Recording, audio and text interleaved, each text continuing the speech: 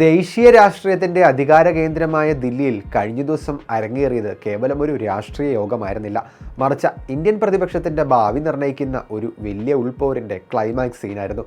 നരേന്ദ്രമോദി എന്ന പവർ ഹൗസിനെ നേരിടാൻ ഒന്നിച്ചു ചേർന്ന ഇന്ത്യ സഖ്യത്തിന്റെ ഉള്ളിൽ പുകഞ്ഞ വൻ സ്ഫോടനമാണ് ഇന്നലെ സമാപിച്ച യോഗത്തോടെ ഇപ്പോൾ പൂർണ്ണമായി പുറത്തു വന്നിരിക്കുന്നത്.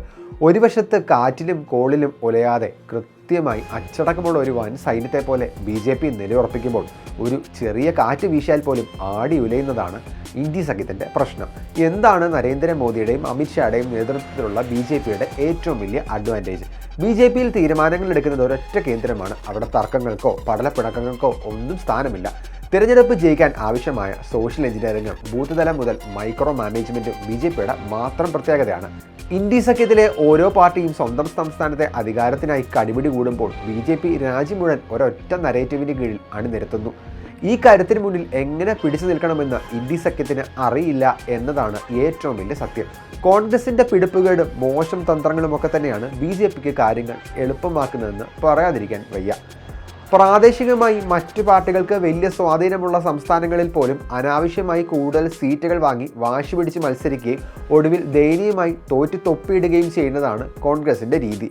ബീഹാറിൽ കഴിഞ്ഞ നിയമസഭാ തെരഞ്ഞെടുപ്പിൽ കോൺഗ്രസ് വാശി പിടിച്ച് വാങ്ങി മത്സരിച്ച സീറ്റുകളിലെ കനത്ത പരാജയം കഴിഞ്ഞ ദിവസത്തെ യോഗത്തിലും സഖ്യകക്ഷികൾ ഓർമ്മിപ്പിച്ചു. ഇത് ഇന്ത്യ സഖ്യത്തിന്റെ മൊത്തം വിജയസാധ്യത തന്നെയാണ് തകർത്തത്.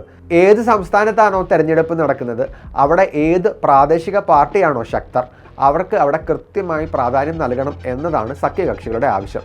എന്നാൽ ഈ യാഥാർത്ഥ്യം ഉൾക്കൊള്ളാൻ കോൺഗ്രസ് തയ്യാറാകുന്നില്ല.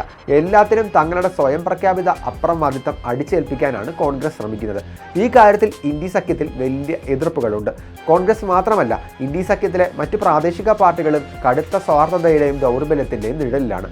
സമാജ്വാദി പാർട്ടിക്ക് ഉത്തർപ്രദേശും RJDക്ക് ബീഹാറും തൃണമൂലിന് ബംഗാളും മാത്രമാണ് ലോകം. സ്വന്തം സംസ്ഥാന അതിർത്തിക്ക് പുറത്ത് ഇവർക്ക് യാതൊരു സ്വാധീനവുമില്ല.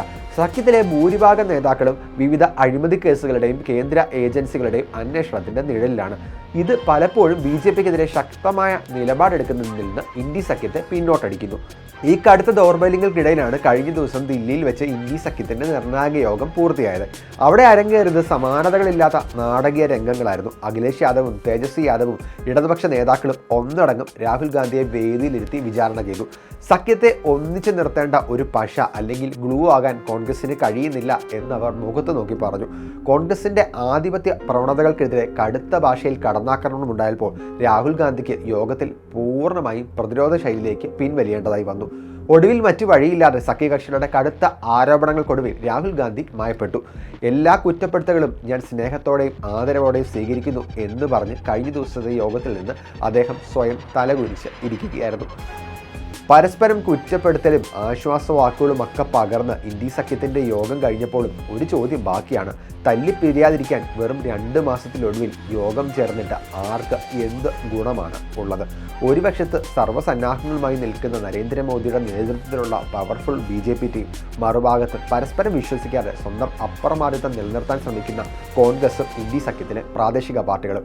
ഈ അവസ്ഥയിൽ രാഹുൽ ഗാന്ധിയെ മുൻനിർത്തി കോൺഗ്രസിന് BJPയെ നേരിടാനാകുമോ? അതാണ് ഏറ്റവും വലിയ ചോദ്യം.